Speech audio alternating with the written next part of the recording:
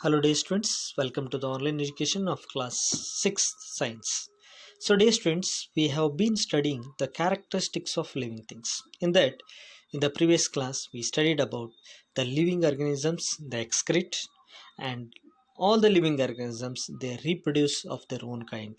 So for example, plants reproduce by their seeds, most of them, and remaining they reproduce by the different parts such as leaf, root, stem, bud. Okay, in such manner the reproduction takes place in plants. So even in the kinds of animals, the reproduction is of two types: oviparous as well as viviparous. Means some animals, they give birth to their young ones directly, okay, so that they will grow into adult one, young one, and finally grows into adult. And some animals, okay, they lay the eggs hatch them into small ones, then finally they grow and become a adult. So these in the pictures you have already said in the previous class. Okay, so even the how the plants grow from seed to the seed germinates and grow it to new plant, that we have studied. So in today's class, dear students, let us learn the last concept: do all things move? Okay, so dear students, we have studied the various kinds of movements of the animals, how they move. So they move from one place to another place, and also they show other body movements also, the plants. Okay, so this is how the living things show. So what about the plants? Do they show any kind of movements? No, so they remain in the same planes. Why? Because they are anchored to the soil. Okay, they are anchored in the soil, they are attached to the soil, fixed in the soil, so that they do not move from one place to another place. But however, various different substances are present in, like water, minerals, okay, and food, whatever it is produced, whatever it is absorbed, so it is moving from, so it is going to move from one place to another parts, one part of the plant to another part of the plant. So when the photosynthesis is over, the production of food is taken place, so that is moved, sent to each and every part of the plant. So when the water is absorbed from the roots, it is sent to each and every part cell of the plant. So this is how different kinds of movement takes place, but the plant itself cannot move because it is fixed into the soil. Okay, this is how the living things show the movement. So even the kinds of flower opening and closing, it is also kind of movement. Even the touch me not of leaves, plant leaves, so when you just touch it, you will open and close. So this is what the kind of movement the plants show.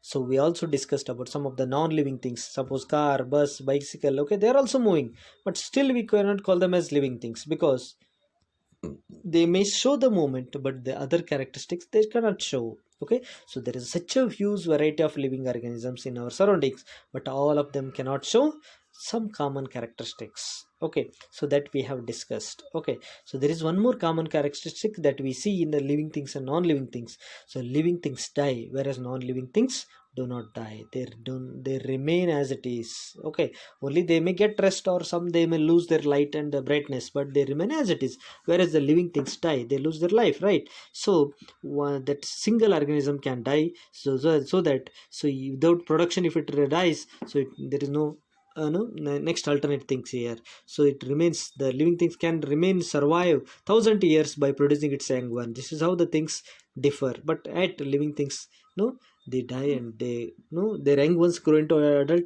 again their young ones grow into adult, so like that their, no, no, that continues. Okay, their no, species continues, whereas non-living things remain as it is, because they are the made of the things, they don't have any common characteristics of living things. So the type of characteristic organism can exist only if there is a reproduction. If there is no reproduction, that type of organism cannot exist, because there is no future one, there is no young one of this.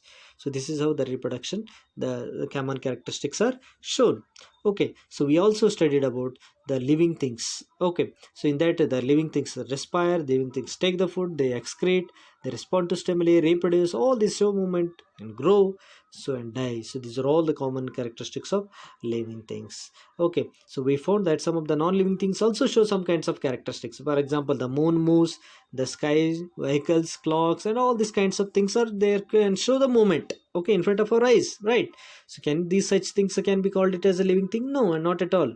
So because these characters, these living things and these non-living things can show movement, but they cannot show different other kinds of, characteristics of features of living things. Hence we can keep them as non-living things. Okay, in general, so something that is living may have all the characteristics of living things. Okay, so whereas the things which cannot have all the characteristics of living things, they are called as non-living things. So finally, so we find that living things definitely show all kinds of characteristics of the living, whereas non-living things cannot show.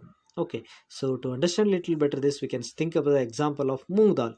Okay, if the moong, you have moong dal, okay, if it is kept in the shop for around 20 days, 6 months, 8 months, nothing will happen. They remain as a seeds only. Okay, for many months if you keep them, they don't show any kind of growth or characteristic feature of living things. So if suppose same seed, if you put it in the soil and water it regularly, so what happens here? So it will grow into a adult one, and again it gives the seeds. So this is how the living things characteristics are can be shown by the seed of the plant. Okay, so dear students, I hope so you have understood this concept. Finally, what is then life? So it may not be very easy for answer for this question.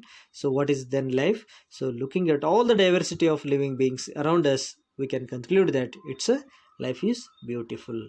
Okay, here is all the characteristics of living things. So by this I have completed this lesson.